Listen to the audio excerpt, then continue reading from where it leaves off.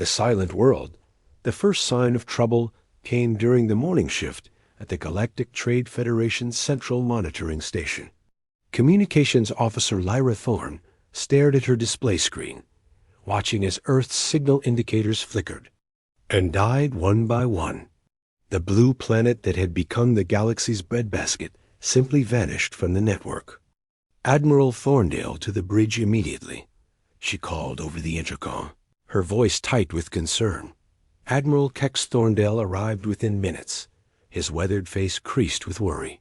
The 50-year-old human had spent the last 2 decades building relationships between Earth and the various alien species that made up the Galactic Trade Federation.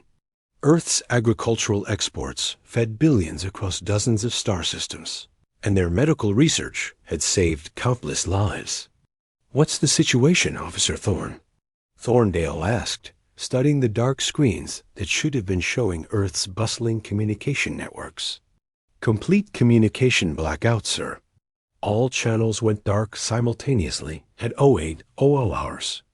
No distress signals, no warnings, no technical difficulties reported. It's as if Earth simply decided to stop talking to the rest of the galaxy." Thorndale's jaw tightened. Earth had been under increasing pressure from the Galactic Trade Federations. More aggressive members. The Zephyrian Empire had been pushing for greater access to Earth's resources, while the Crystalline Consortium wanted to establish mining operations in the Sol system. Earth had politely but firmly refused these requests, citing environmental concerns and sovereignty rights. "Have we tried backup channels?" Thorndale asked. "Everything, sir. Direct diplomatic lines, emergency frequencies, even the old exploration. Beacons. Nothing is getting through." On the other side of the galaxy, Director Zara Chun stood in the deepest bunker beneath the Himalayas, watching as the final communication relay powered down. The 45-year-old former astronaut had been chosen to lead the Earth defense council precisely because she understood both the wonder and the danger of contact with alien civilizations. "Sanctuary protocol is now fully active," reported her chief technician, Dr. James Wu. "All outgoing communications have been severed. The barrier is forming around the entire solar system." Zara nodded, though her heart was heavy. "How long before they notice?" "Based on our calculations, the Trade Federation monitoring stations should detect the blackout within the hour. The first diplomatic vessels will arrive within 3 days. The Sanctuary Protocol had been Earth's most closely guarded secret. Discovered in ancient ruins beneath the Antarctic ice, the technology was far beyond human understanding, yet somehow keyed to human consciousness in ways that defied explanation. The ruins themselves were mysterious, containing no bodies, no clear origin, only the technology and a simple warning carved in symbols that had taken years to decode. When the many seek to control the few must protect themselves. Dr. Marcus Rivera, the xenorchaeologist who had first discovered the ruins, entered the command center carrying a tablet filled with ancient symbols. The gray-haired professor looked exhausted but determined. "The activation is proceeding exactly as the ancient texts described," he said, showing Zara the glowing symbols on his tablet. "The consciousness field is expanding. Every human who believes in our right to self-determination is adding to its strength." Zara studied the readings. The energy field surrounding Earth wasn't just a barrier, it was alive with human thoughts, hopes, and determination. Children dreaming of clean oceans, farmers protecting their soil, scientists pursuing knowledge without exploitation. All of it was feeding into a defense system that had waited millennia for the right moment to activate. Back at the Trade Federation headquarters, emergency meetings were being called across the galaxy. The Zephyrian Empire's Admiral, Vex Corfin, a 7-foot-tall reptilian warrior, paced the conference room floor. "This is clearly an act of rebellion," he hissed, his forked tongue flicking out as he spoke. "Earth has grown too comfortable, too defiant. They need to be reminded of their place in the galactic order." Trade Minister Celeste Aria, representing the peaceful ethereal collective, raised a translucent hand. Perhaps we should consider that Earth has legitimate concerns. Our recent trade negotiations have been quite aggressive. Aggressive? Corthan's yellow eyes narrowed. We offered them protection and prosperity. They chose isolation instead. Admiral. Thorndale cleared his throat. With respect, Admiral Corthan, Earth has never requested protection. They've consistently maintained their independence while fulfilling all trade agreements. This blackout is unprecedented. The room erupted in discussions as representatives from dozens of species debated Earth's sudden silence. The economic implications were staggering. Earth's grain fed the desert worlds of the outer rim. Their medical research had eliminated diseases. Gut had plagued certain species for centuries. Their music and art had become beloved across the galaxy. But beneath the economic concerns lay a deeper fear. Earth had shown that it was possible to say no to the galaxy's established powers. If other worlds followed suit, the entire structure of galactic civilization could change. On Earth, the effects of the Sanctuary Protocol became visible within hours. The aurora borealis appeared at all latitudes, dancing across the sky in impossible colors. The oceans began to clear as the energy field filtered out pollution. Wildlife that had been on the brink of extinction suddenly began thriving as if the planet itself was healing. Captain Sarah Mitchell, commander of Earth's orbital defense platforms, watched through her viewports as the barrier took shape. The energy field was beautiful, resembling a soap bubble around the entire solar system. But she knew it was far more than pretty lights. "Ma'am, we're detecting the first probe attempts," reported her communications officer. "The Trade Federation is trying to penetrate the barrier with standard reconnaissance drones." Sarah nodded. "What's happening to them?" "They're simply stopping.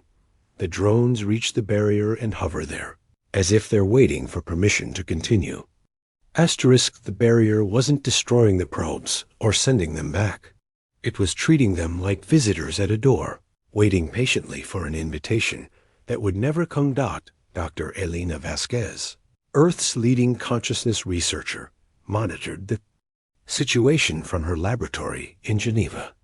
The readings from her instruments were unlike anything in scientific literature.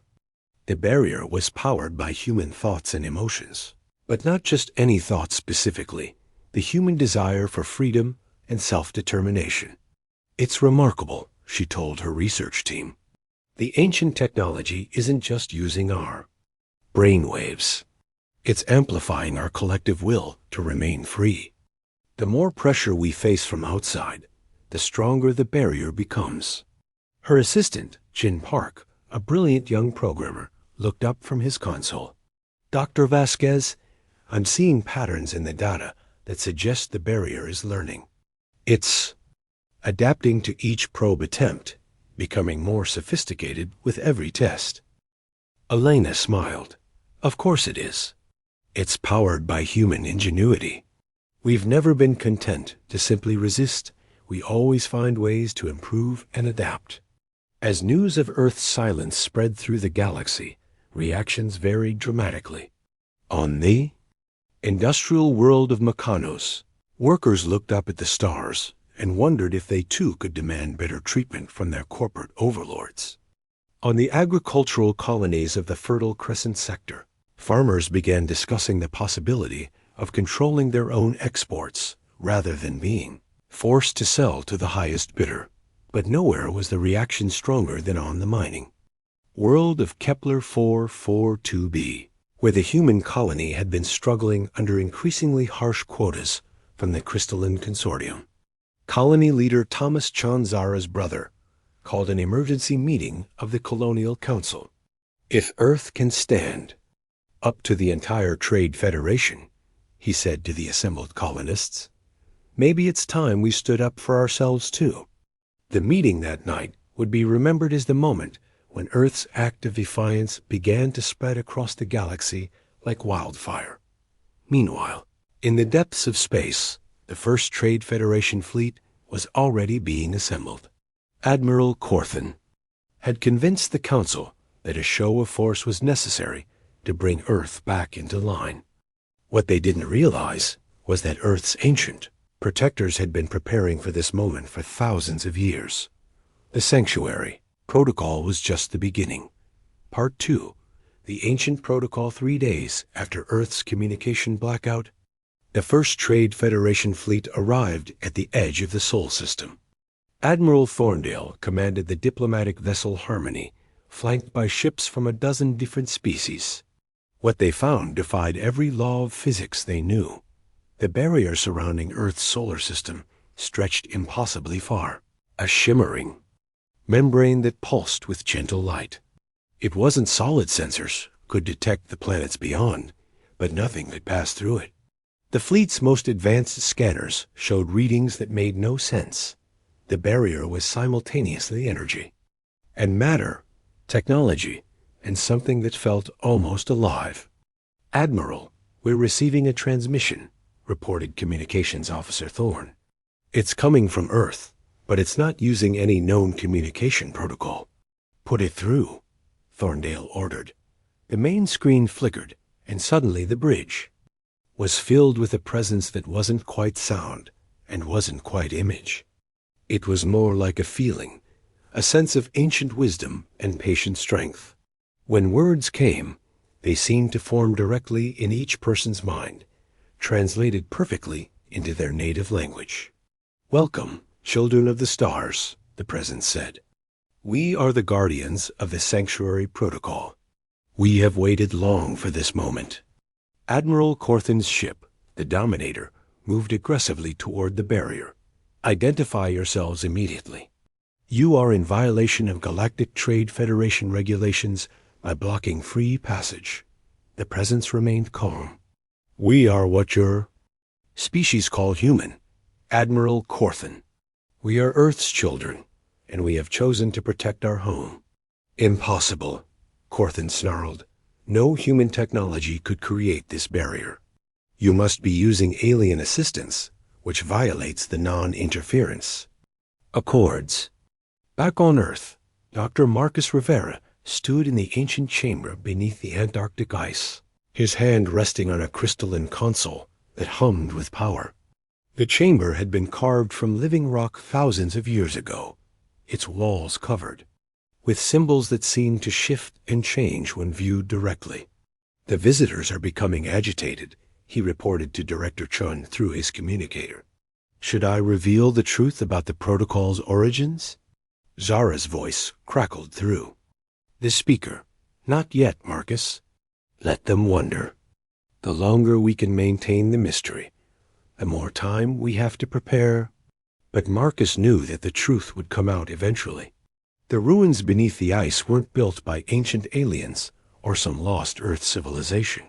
They were built by humans, but humans from a possible future. A timeline where Earth had been conquered and its people scattered across the galaxy as refugees and slaves. The symbols on the walls told a story of warning and hope. In that timeline, future humans had developed technology that could reach backward through time, not to change the past, but to prepare it. The Sanctuary Protocol was their gift to their ancestors, a way to break the cycle of conquest and submission that had defined galactic civilization for millennia. Elder Keeper Yuki Tanaka, the 90-year-old woman who had served as guardian of the ruins for most of her life, appeared beside Marcus. Despite her age, her eyes were bright with purpose. "The ancestors are stirring," she said, pointing to the symbols that were now glowing brighter than ever before. "They know their gift is being used," Marcus nodded. The chamber had always felt alive, but now it practically vibrated with energy. The crystal console under his hand was warm, almost like skin, and he could feel the consciousness of millions of humans flowing through it. Every person on Earth who believed in freedom was adding their strength to the barrier. In orbit above Earth, Captain Sarah Mitchell received an urgent communication from the surface. "Captain, we're detecting massive energy buildups in the barrier. The Trade Federation fleet is preparing for a full assault. Sarah's jaw tightened. Her orbital platforms were Earth's last line of defense, but they were nothing compared to the firepower of a combined alien fleet. Are the evacuation protocols ready? Yes, ma'am. All non-essential personnel have been relocated to the surface bunkers. But even as she spoke, Sarah felt something changing. The barrier around the solar system was shifting, becoming more complex. She could see patterns in the energy flow that reminded her of neural networks, as if the barrier was learning and adapting. Dr. Elena Vasquez, monitoring the situation from Geneva, was amazed by what her instruments were showing. The barrier isn't just powered by human consciousness, she told her team. It's becoming conscious itself. It's developing its own intelligence based on our collective thoughts and experiences. Jin Park looked up from his computer. Dr. Vasquez, I'm detecting something else. The barrier is beginning to communicate with the Trade Federation ships, but not through normal channels. It's attempting to establish a direct consciousness link. That's impossible, Elena breathed. The alien species don't have the same neural patterns as humans. The connection shouldn't work. Asterisk, but as they watched, something unprecedented began to happen. The barrier started to share memories, not just human memories, but the memories of Earth itself. The alien crews found themselves experiencing the feeling of rain on skin, the taste of fresh water, the joy of a child's laughter.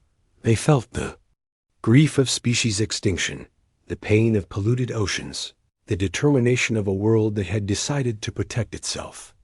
Admiral Thorndale, despite his years of diplomatic training, found tears streaming down his face as he experienced the last moments of Earth's great whales before they were saved from extinction. Officer Thorne gasped as she felt the ancient forests breathing, cleaning the air that kept billions alive. Even Admiral Corthan, despite his aggressive nature, was affected. The memories showed him something he had never considered, what it felt like to be prey instead of predator, to be small and vulnerable in a vast and dangerous universe. What? What are you doing to us? He demanded, his voice shaking. The presence that spoke for the barrier remained gentle but firm. We are sharing truth, Admiral. For too long, the galaxy has been divided between those who take and those who give. We offer a different path. Trade Minister Arya, her ethereal form glowing brighter with emotion, spoke softly. I can feel it, the love you have for your world, but also the fear. You're afraid of us. Not afraid, the presence corrected. Protective. Your species have grown powerful by consuming the resources of others. We have chosen to nurture what we have been given. The barrier suddenly pulsed, and new images flowed into the minds of the alien crews. They saw other worlds, some stripped bare by mining operations, others turned into factory planets with no natural beauty left. They felt the despair of species that had lost their homes to galactic progress. But they also saw hope. The barrier showed them visions of what could be, worlds working together as equals, sharing knowledge instead of exploiting resources, building beauty instead of just extracting wealth. Captain Sarah Mitchell, watching from her orbital platform, saw something that made her heart race. The Trade Federation ships were powering down their weapons. Not all of them. Admiral Corthan's vessel still glowed with aggressive energy, but many of the diplomatic and trade vessels were standing down. Ma'am, her communications officer reported, we're receiving surrender signals from 12 ships in the Federation fleet. They're requesting permission to withdraw peacefully. Sarah nodded, but she kept her attention on the ships that weren't. Backing down, Admiral Corthan's Dominator was charging its main weapons, and several other military vessels were following suit. In the Antarctic chamber, Marcus Rivara felt the ancient technology responding to the threat. The symbols on the walls flared brighter, and he could sense the consciousness of every human on Earth focusing on a single purpose: protection of their home. The protocol is entering its second phase, he reported to Director Chun. It's no longer just defensive. Elder Keeper Tanaka smiled, her weathered face creasing with satisfaction. The ancestors knew this moment would come. They prepared for those who would choose violence over understanding. The barrier around the solar system began to change. Instead of a simple membrane, it became layered and complex, like the chambers of a nautilus shell. Each layer served a different purpose. The outer layer absorbed energy, the middle layer redirected it, and the inner layer did something that would change the course of galactic history forever. Dr. Elena Vasquez watched her instruments with growing amazement. The barrier isn't just reflecting their weapons, she announced to her team. It's translating their aggressive intent into something else entirely. Jin Park looked up from his console, his young face bright with wonder. It's turning their weapons into seeds, Dr. Vasquez. Literally, the energy from their weapons is being converted into biological material that will restore damaged ecosystems on dead worlds. The barrier had found a way to transform the tools of destruction into instruments of creation.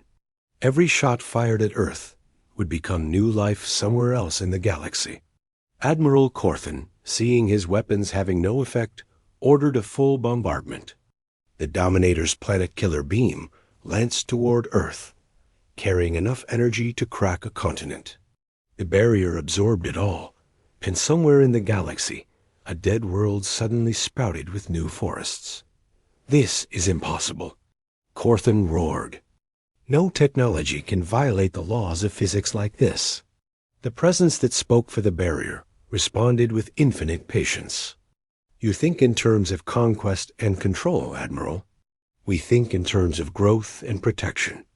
Our ancestors learned that the universe rewards those who give life, not those who take it. As the battle continued, something else was happening across the galaxy.